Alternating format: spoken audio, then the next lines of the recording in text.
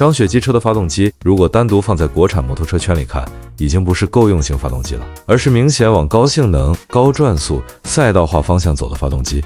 它最大的意义不只是参数看起来漂亮，而是它代表国产摩托开始真正去碰过去很少敢碰的东西。4缸仿赛、3缸高性能跑车、高功率密度、轻量化、赛道成绩和品牌技术形象。先说张雪机车自己的发动机水平，它目前最有代表性的一个是 520R、500F 上的 470cc 直列4缸，一个是 820RR 上的 819cc 直列3缸。官方首页介绍里 500F 写的是平滑的 470cc 直列4缸发动机， 820RR 写的是直列3缸发动机， 819cc 排量，135匹动力，0-100加速 2.8秒级。也就是说，张雪并不是只做普通单缸、双缸通勤车，而是直接冲着中大排量性能车去的。500R 这台 470cc 4缸发动机，特点是排量不算大，但气缸数多，转速拉得高，声浪好听，运动感强。第三方实车报道提到，500CR 搭载 470cc 直列4缸 Dark 随时冷发动机，最大马力约84匹，最大扭矩约46牛米。这个水平放在 500cc 级别里，马力已经很高了，甚至有点接近过去日系440缸高转仿赛的味道。它不是那种低转大扭矩、慢悠悠起的发动机，而是更强调高转爆发、声浪、拉转速的快感。但这种发动机也有天然特点，低扭通常不会特别强，日常低速走走停停时，可能没有大排量双缸那么轻松。真正好玩的地方在中高转。换句话说，如果你买它是为了声音、激情、仿赛感觉，它很对位。如果你只是城市代步、低速骑行，想省油省心，它不一定是最舒服的选择。再看 820RR 的 819cc 3缸发动机，这台更能代表张雪机车的野心。官方写的是 819cc 直列3缸，135匹，0-100 2.8秒级。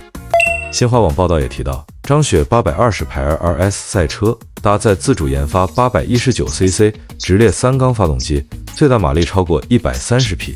这个参数放在国产摩托里确实很激进，说明它已经不满足于国产平替，而是想在性能车领域真正跟国际车型站在一个赛道上比较。3缸发动机本身就很有意思，双缸一般低扭好，结构简单，成本低；4缸高转顺，声浪好，极速强；3缸则夹在中间，既比双缸更顺，更有延展性，又比4缸更轻，更容易做出中段扭矩。所以雅马哈、凯旋这些品牌都很喜欢3缸。张雪做 819cc 3缸，说明它不是简单堆排量，而是在选择一个更适合运动街跑和仿赛车型的技术路线。但是发动机水平不能只看马力，很多人一看135匹、145匹，0-100 2.8秒，就觉得已经超过雅马哈、本田、川崎了。这其实有点太急，发动机真正难的地方不只是炸出马力，而是长期稳定的输出马力。比如连续高温骑行会不会热衰减，暴力驾驶几万公里以后，气门、凸轮轴、活塞环、曲轴状态怎么样？变速箱换挡会不会深色？离合器匹配是否顺？电喷标定在冷车、热车、高原、低温、堵车时稳不稳？这些才是真正考验厂家功底的地方。张雪发动机现在最值得肯定的是，它让国产摩托的上限被抬高了。以前很多人提到国产摩托，脑子里想到的是代步、便宜、配置多，但核心3大件不够硬。张雪的出现至少证明国产品牌也敢做4缸、3缸，也敢把马力做高，也敢去做赛道成绩和运动定位，这是很重要的一步。没有这种品牌去冲，国产摩托永远停留在便宜替代品的位置。但张雪现在也需要时间证明自己。高性能发动机不是发布会讲完就结束了，它要接受真实用户的长期使用。第一批车主骑1万公里、3万公里、5万公里之后，发动机状态怎么样？高温堵车稳不稳？暴力骑行后有没有小毛病？配件供应快不快？维修师傅会不会修？厂家售后态度怎么样？这些东西才决定它能不能从网红性能品牌变成真正可靠的性能品牌。如果你是喜欢尝鲜、喜欢国产性能突破、喜欢4缸声浪或者3缸暴力加速，张雪很值得关注。它的吸引力很直接，就是花相对少的钱，买到过去国产车很少有的性能体验。